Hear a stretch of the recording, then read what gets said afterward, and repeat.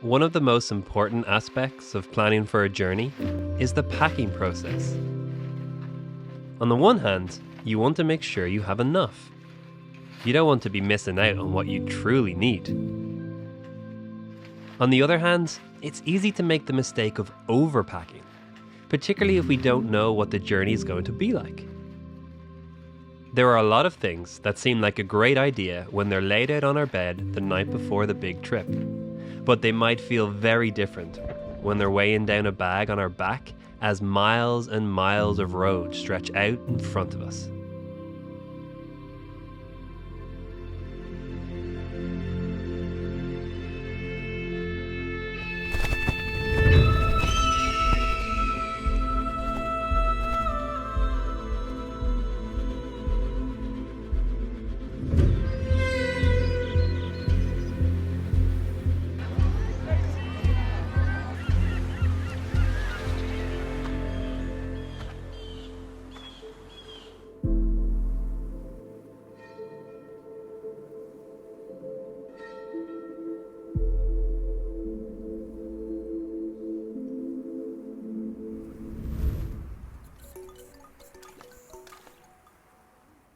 We all have baggage.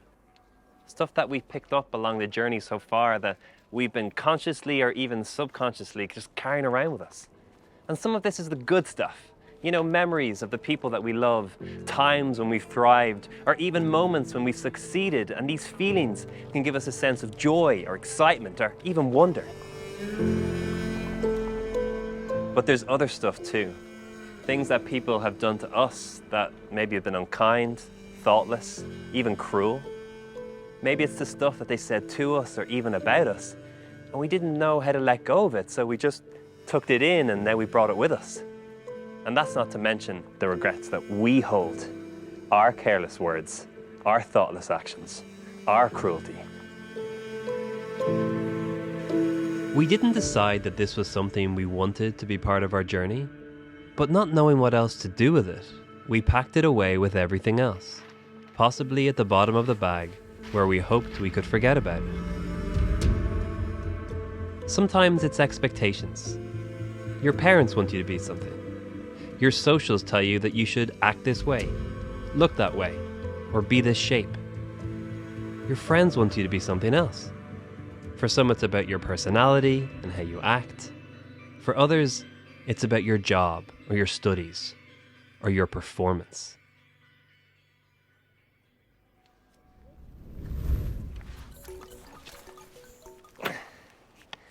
Taken by themselves, any of these things are manageable, particularly if you know what it is and how you feel about it.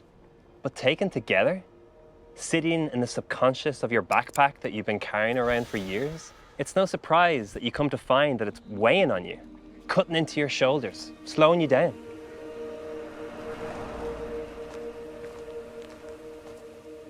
The pain of what we carry often ends up becoming the very thing that makes every step harder. Like we look around at the beauty of this journey and the faces of those that we're journeying with, and we find it so hard to experience the joy of this journey because the weight makes it excruciating instead of exciting.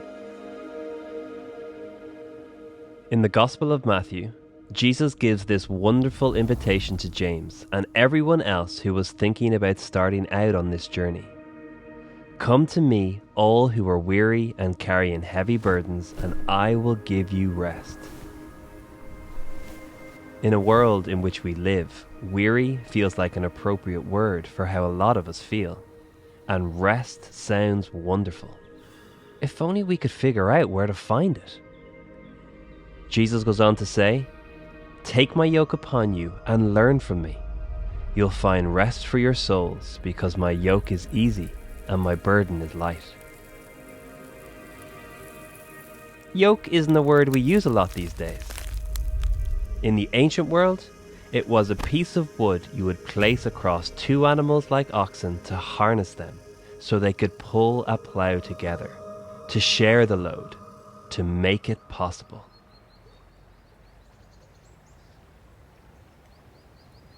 For us, that's how our baggage can feel. Too much to carry. Expectations that hold us back, and trauma that not just weighs on us, but also ends up directing our lives and defining our destination.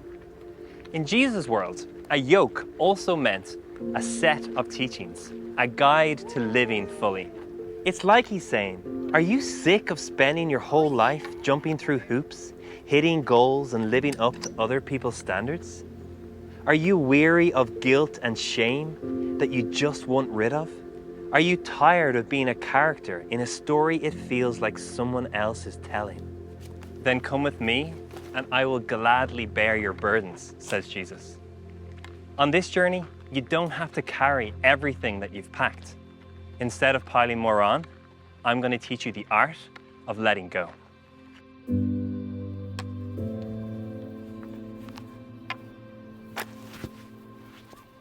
What you may not realize about James is that his own journey of following Jesus revealed so much about his own baggage. Of course, 2,000 years later, we honor this guy, we walk his way, but he too had so much that he needed to let go of.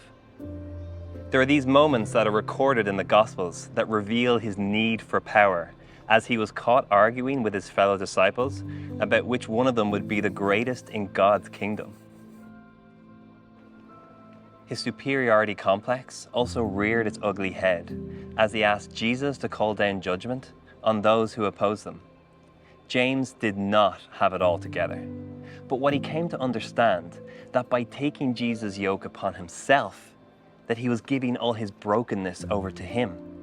And he was actually there, firsthand to witness what this actually meant, as Jesus carried all brokenness as he hung upon that cross. James was able to give it over because he saw that Jesus took it.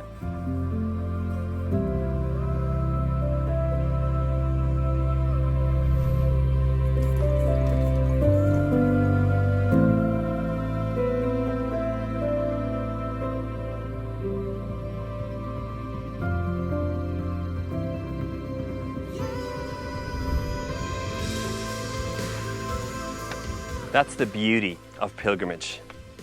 It makes you ask, do I really want to carry this around anymore? Am I willing to admit that I need to hand it over? On pilgrimage, it gives you the chance to take off that bag, to dig through it, and begin to free yourself from all that dead weight that you didn't even realize that you were carrying. You get enough distance to be able to remove those expectations, those pressures, the failures and regrets, and you get to choose what comes with you and what you need to leave behind. Pilgrimage leads you, or maybe even forces you, to consider from a different angle what you are carrying. However, when Jesus teaches us the art of letting go, we realize that life isn't a competition. The more we let go of, the more we can give over, the further we can travel, and the closer we can come to who we were made to be. The promise of pilgrimage is not only what it gives you, but what it sets you free from.